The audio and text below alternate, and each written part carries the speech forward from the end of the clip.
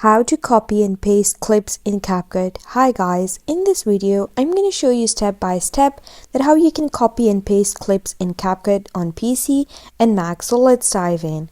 First, you have to import any project that you want to work on by clicking this import, and then you have to just import the clips over here and then add this plus sign and add it to the track. And once you have added the video to the track, what you can do is you simply have to just come to the clip that you want to copy. For example, let's copy this clip. You simply have to click it and then right click on it. And it's going to bring you to this menu, and here you have to choose this copy.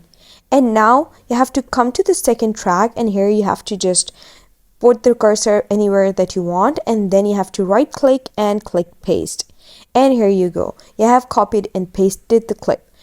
Like so, you can do this for the second clip. Just click the clip, right click on it, copy it, and then come to the second track, and here you can just right click and paste, and then you can just drag it by holding it, and then you can just adjust its placement. And that's a process that you can follow to copy and paste a clip in Capcut on PC. I hope you found the process easy and liked my video, and if you did, please don't forget to like and subscribe my channel. Thank you very much. See you again.